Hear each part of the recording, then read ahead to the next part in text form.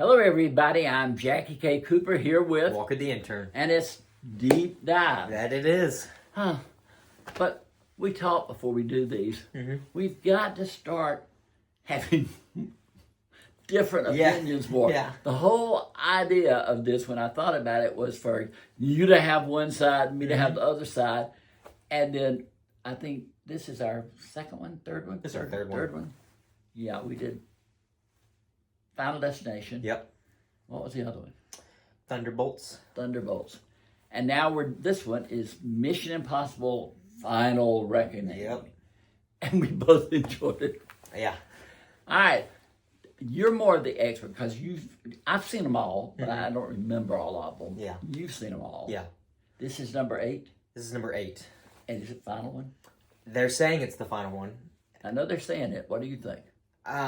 I think if in 10 years Tom Cruise has a couple of bad movies sprinkled In out 10 in there. years, Tom Cruise will be 70. I think Tom Cruise will still be kicking Hanging off planes? Yeah. I think he'll still be kicking it. You know, I was thinking everything centers around Mission Impossible and Top Gun. Yep. But Tom Cruise made some other good movies in between. Oh, he has tons. He has Yeah. tons and tons, yeah. What was the movie he made where it rained frogs? Magnolia. Magnolia. Yeah. Oh, I love that Magnolia's movie. great. And then way back, I was thinking about it. He did a movie called Cocktail, Oh, yeah. which was a I haven't seen that huge one. success. Risky Business. Which Risky is what, Business. You know, he's got Few Good Men. a few good men. Eyes What Wide I Shut. love. I don't like Eyes Wide Shut. that's That's all probably my least favorite. That's okay. It's hit And or miss. Far for and a lot of Away.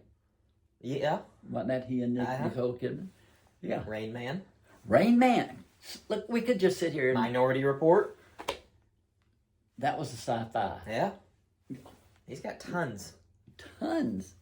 But this is his latest and supposedly the last. And I thought, and you were correcting me, I thought that every Mission Impossible started off with an action scene. And then they rip off their mask. The rip off the mask is more common than the action scene. Yeah. Because that was the premise of the TV show. Okay. You know, did you ever see the TV show? Mm-hmm. All right, it was a very popular TV show. Yeah. And the whole thing was you would see these people and they would do things and then they would take off the mask and the popular actor would be underneath. And that was in the early Mission Impossibles. They did that more. I don't think they did it but once in this movie. That was really sour point is the use of the spy element with the Because mask. I love the way they did it because somehow that made it look like they really were ripping off. Yeah, it was cool when they did it, but it just seemed like they kind of forced it in there. Like they just needed a mask rip off. But this is all about AI that is The entity. The entity. And it's, I never, all of the first part of it to me was just chitter chatter. Yeah. You know, they were explaining what their mission was and they don't use that, you know, your mission is, they don't use this message will destroy. They did. Until the second half of the movie, though. It's when Is it the it's first? right in the beginning because Angela Bassett's on the VHS tape. He puts like a VHS tape in, and Angela Bassett talks. Yeah, and it does. That's she's the president. Because that's when they do the montage of all the old movies coming back. Maybe that's what I just thought it was the old movie. Yeah. Yeah.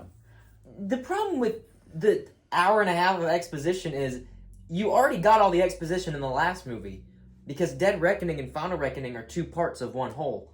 So you didn't really need to explain everything that happened to Dead Reckoning. But they did. Yes. Why? My guess is because not a lot of people went to go see Dead Reckoning, so I guess they were worried that they needed to re-explain what was happening to people. I just, who you know, hadn't seen it. seriously, it was like background noise to me. Because I'd already heard all that. Yeah. The entity and whatever. I also, you know, the big advertisement for this movie is the biplane chase. Yeah. Tom Cruise walking on the wings of a biplane, hanging upside down from a biplane. So, you know, when I first heard this would be the final Dead Reckoning, I thought, okay, they're going to kill Tom Cruise off somewhere in this movie. But then I kept thinking, but they haven't shown the biplane yet. Yeah. So they can't kill him off. I kind of assumed that the biplane would be towards the end, and then he would, maybe that's when he would die, because you can't kill him off halfway through the movie. Could have had him ask him. Yeah. The biplane chase Mm-hmm. is worth the price. That of is, admission. that is I'm not joking, the best set piece of the whole franchise, in my opinion. And I don't know that I've ever seen anything in any other movie that's comparable to that. When it gets up into the clouds, there's a shot where he's dangling off of the side of the airplane by a parachute strap, and the airplane like goes upside down. But the shot shows like beams of light coming down from the sunlight as he's dangling off, and the engine is turning off of the engine's turning off of the airplane, but it's also turning upside down. Oh my god! I know, and just think, there is a plane or something. I don't. Would they do it as drones or what? Filming this? Yeah, it's probably another plane, honestly. Yeah, and I can just imagine they said, poor Tom Cruise is hanging off the plane. Yeah. It flips over, he's hanging the other way out, and they say, "Oh, the sun wasn't right in that angle. Let's do it again." Well, he loves it. They have to stop him from doing the stunts. But I read that after filming one portion, they had to literally carry him off the plane. That's. I mean, he's 60 years old. He's like 64. We're not in Cooper age, but Yeah. they're there. Mm-hmm. But I didn't think that they did anything to move the characters forward. Yeah, I guess, but I don't think any of the movies really. What do you mean? I don't really think any of the movies move them forward. They kind of stay static throughout the whole. And I did. I thought I really like Simon Pegg in this. Yeah. But none of the characters moved anywhere. They were just the mission, etc. True. Yeah, I think Ethan's character, he is moved by like the women that come into his life, or like the new friends that he encounters, because his whole thing is he's willing to sacrifice billions of lives For them. But when you keep the same characters in this one, and you don't flesh them out, And don't move them forward. exactly, like Rebecca Ferguson's character, she progressed through the story. Her and Ethan had this weird won't they for 3 movies. I hate to tell you, but she's killed off in That was the last movie. That was Dead Reckoning. Yeah, you should know that. Watching Files. And she was such a good character. Yeah. And fit into that mode so well. Mm-hmm. And Rebecca Ferguson made an impact. Rebecca Ferguson, too, made an impact on me in Dune. Oh, yes. She was so great in that. But I didn't feel like the Haley Atwell character in this. I thought her character was very good in Dead Reckoning. I did too. I thought it was better in Dead Reckoning. I thought she was. I think it was like a slope up. Like she was getting like one of the top tier characters, and then this movie she was just static. She had nothing to do. That is so. She had nothing to do. No. Which sucks because I rewatched all the movies, all the Mission Impossibles before this one, and I was a little worried about Dead Reckoning. I was like, maybe it would sour a little bit. It actually increased. I loved it even more the third because I watched it. This was my third time. And I will say this: the train scene in Dead Reckoning, is a great scene. Yeah. And Haley Atwell is so much a part of that scene. And watching Final Reckoning makes you appreciate Dead Reckoning even more. And because you really loved. I really loved. Because you can appreciate the way that they're able to make 2 stories merge together, but still feel like their own unique thing. I feel like Dead Reckoning, while it was trying to... It wasn't a complete story, it was only half of a story, it still felt like its own Mission Impossible entry that you can watch without having to watch Final Reckoning immediately after, which I don't think you can get with Final Reckoning. I think you have to watch Dead Reckoning in order to watch Final Reckoning. It just feels like a different type of movie that's not really Mission Impossible. We discussed this stuff before we tape it, but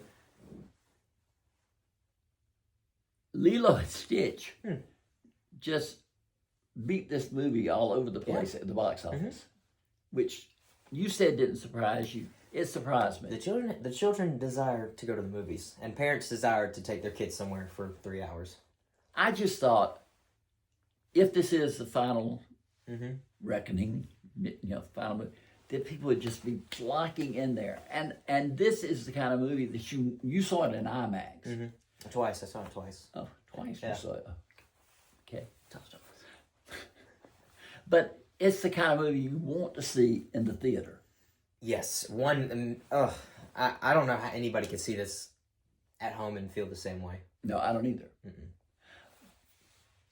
But there are people who just pop up in this movie from previous movie.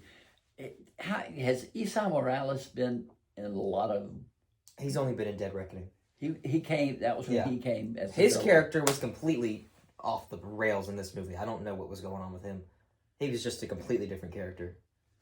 I thought so too. Yeah, he went from like menacing, like not like one of the franchise's best, but menacing, to just a complete whackball that just didn't seem like he didn't seem like a threat whatsoever. I thought Kittredge, the American government guy. Yes. I don't know I don't know the actor's name. Henry. I have no idea.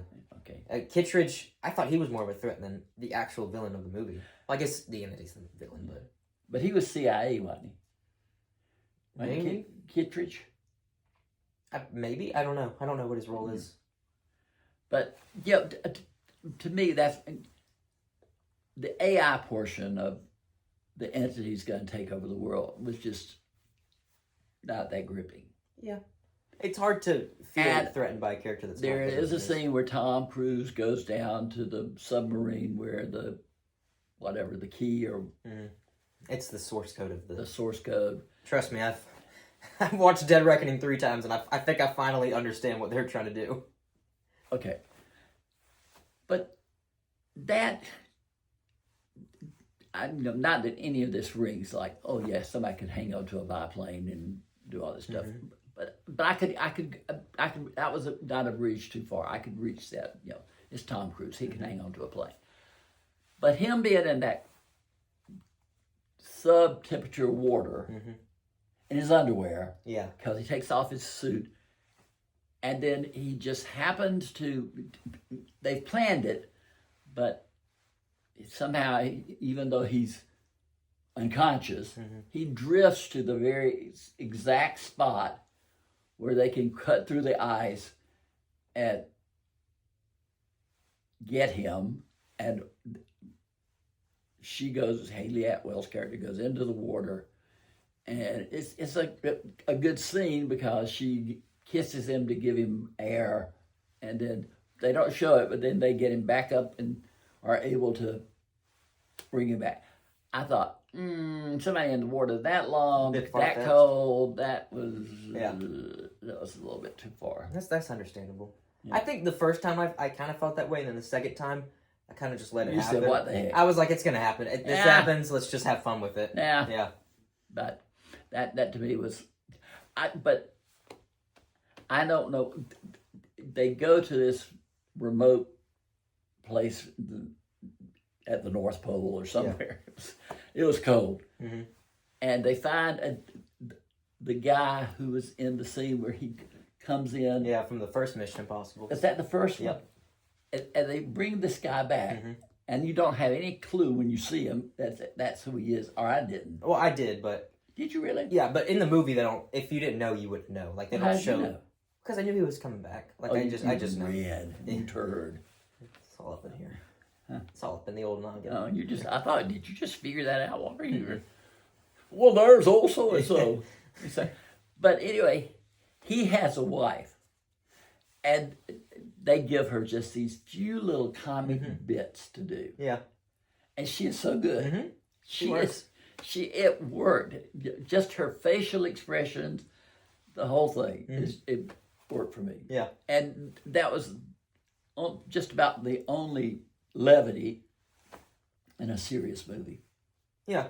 I think in a movie that's sprinkled with information, like minor information from past Mission Impossibles that don't really matter, I think something like bringing, his name is William Donnelly, I think, bringing him back to show, I think that worked. I think bringing him back William Donnelly was the guy who comes into the area where Tom Cruise has come down and hovered. Yeah. And the knife. Yeah, and the knife. He still had it. He still had the knife. Yeah. And then it was used in the Mhm. film later on. That was good. Yeah, I think that worked. But something like when they tried to mention the rabbit's foot, can you guess which Mission Impossible that was in? No. You got nothing? 4. 3. I was close. Just 3. Something like that. It's just kind of like you didn't need to. But do what that. was it? What did the rabbit's foot do in 3? It didn't do anything. The rabbit's foot was like this. Even Ethan Hunt didn't know what it was. He just knew he had to steal it to get back his wife. But he knew it was some like virus. That's all he knew. Okay. But they never actually reveal what the rabbit's foot is. That was back in the Michelle Monaghan days. That was J.J. Abrams directed that one. At Macquarie has done the last 4. Mhm. Did Macquarie do Top Gun? No, he wrote it, but But he didn't Joseph direct. Kosinski did Top Gun. Okay. He's doing F1 It looks with Brad good. Pitt. Yeah, F1 looks so that's filmed all in IMAX. Like the whole movie. It's fine. Hey, the box office exploded with Lilo and Stitch, Mission Impossible, Final Destination, Thunderbolts, Sinners. Mm-hmm. I mean, it's the aggregate of all that was a huge box office weekend. And it's not slowing down anytime soon. Walker says, Oh, what'd I say? "We're back." We are back. That We're was back. that was a quote. Walker Durham. We're so back. We are so back. And yeah, I hope so. I hope that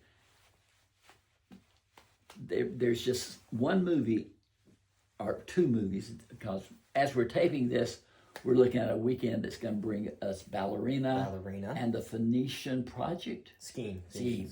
That won't make a lot of money, but But it'll be big for the indies. it will have its audience. The indie lovers will show up and show out. That's Wes Anderson. Mm-hmm. Yeah. You know, Wes Anderson can be really good or really bad. Oh, you think In so? my opinion, yes. That's okay. Now, I've seen some Wes Anderson movies, I think. Oh, which ones? Okay, there you go, Walker. Well, just describe it and I'll help you out. All right. I like the one about the hotel. Oh, everybody likes that one.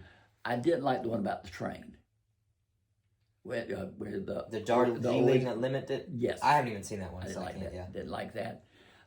Just left me cold. But the hotel, whatever it's called. Did you like Asteroid City?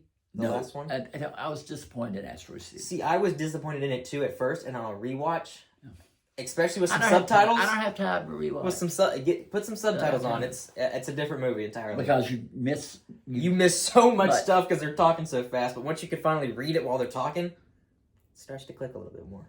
What was the one about cats and dogs? Isle of Dogs. Isle of Dogs. I did not like that one. I did. I watched it when I was 16, maybe. I didn't care for it. Last year. All right, come on now. How old are you now? I'm 20. Okay, Yeah. 4 years ago. I know. Long time. All right, overall, so you liked Mission Impossible. Yeah, I cried twice. Did you really? Mhm. I didn't even. But it's come just because I was close. sentimental. I was like, oh, it's over. I cried when the theme song played. Dun, dun. I didn't cry, but I was like tearing up a little Lalo bit. Schifrin. And then when he was about to die at the end, I was a little scared when the parachute came up. Did I was just like, I was just so emotional. It was just a lot of emotions happening. He just done the biplane scene. You know, I was running off of popcorn and Dr. Pepper. It was intense. But I'm at a 3.5 out of 5. That's what I'm at. I gave it 6 out of 10. I think that's about the same. Yeah, if you took out the biplane chase, to me, this would be in the lower levels of the Mission Oh yeah, I think it's Impossible. the third worst Mission Impossible. Yeah, but you put that biplane scene, in, Oof, my gosh. and it's like, It's oh, something this else. is why they make movies. If you take out,